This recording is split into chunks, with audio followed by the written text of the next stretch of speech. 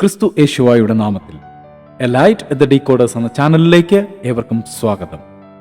ഉൽപ്പത്തി പുസ്തകം 2-ാം അധ്യായം 7-ാം വാക്യം ഇങ്ങനെ വായിക്കുന്നു: യഹോവയായ ദൈവം നിലത്തെ പൊടി കൊണ്ട് മനുഷ്യനെ നിർമ്മിച്ചിട്ട് അവന്റെ മൂക്കിൽ ജീവശ്വാസമൂതി മനുഷ്യൻ ജീവനുള്ള ദേഹിയായി തീർന്നു. അതെ, ബൈബിളിലുടനീളം പഠിക്കുമ്പോൾ നമുക്ക് കാണുവാൻ കഴിയുന്ന ഒരു കാര്യമാണ് മനുഷ്യനെ ആത്മാവ്, ദേഹി, ദേഹം എന്ന് തിരിച്ചിരിക്കുന്നത്. എന്താണ് മനുഷ്യനെ സംബന്ധിച്ചിടത്തോളം ഈ 3 കാര്യങ്ങൾ? മനുഷ്യനെ പൊടിയിൽ നിന്ന് നിർമ്മിച്ച് അവന്റെ മൂക്കിൽ ജീവശ്വാസം ഊതിയ ദൈവം മനുഷ്യൻ ജീവനുള്ള ദേഹിയായി തീരുന്നത് കണ്ട് അവന്റെ ഉള്ളിൽ ദൈവത്തിന്റെ ആത്മാവിനെ നൽകി.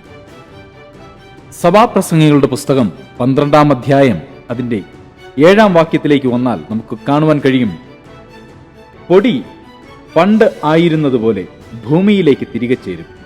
ആത്മാവ് അതിനെ നൽകിയ ദൈവത്തിന്റെ അടുക്കലേക്ക് മടങ്ങിപ്പോകും. അതെ, പൊടിയിൽ നിന്നെടുത്ത മനുഷ്യൻ പൊടിയിലേക്ക് തന്നെ തിരികെ ചേരുമെന്ന് സഭാപ്രസംഗിയും ഇവിടെ പറയുന്നു. എന്നാൽ വെളിപ്പാട് പുസ്തകത്തിലേക്ക് വരുമ്പോൾ നമുക്ക് കാണുവാൻ കഴിയും, അവിടെ ദേഹിയെ വിൽക്കുവാൻ വെച്ചിരിക്കുന്നത്. അതെ, ആത്മാവ് അവനെ തന്നവങ്കിലേക്ക് മടങ്ങിപ്പോകുന്നു. ശരീരം അവനെ എടുത്ത പൊടിയിലേക്ക് മടങ്ങിപ്പോകുമ്പോൾ ദേഹിക്ക് എന്ത് സംഭവിക്കുന്നു? ഇതിനെക്കുറിച്ച് പെന്തക്കോസ്തു ഗോളം അല്ലെങ്കിൽ മറ്റ് ക്രിസ്തീയ ഗോളങ്ങൾ, അവിടുത്തെ സ്കോളേഴ്സ്, ഇവരൊക്കെ എന്താണ് പഠിപ്പിക്കുന്നത്?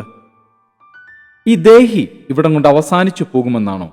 അതോ ഈ ദേഹിയെ വിൽക്കുവാനും വാങ്ങുവാനും കഴിയുന്ന മറ്റൊരു ലോകമുണ്ടോ? വരും ദിവസങ്ങളിൽ നമുക്കത് ഒരുമിച്ച് ചർച്ച ചെയ്യാം. ബൈബിൾ ഇതിന് കൃത്യമായും ശക്തമായും ഉത്തരങ്ങൾ നമുക്ക് നൽകുന്നതുകൊണ്ട് നമുക്ക് ഒരുമിച്ചത് കണ്ടെത്താം.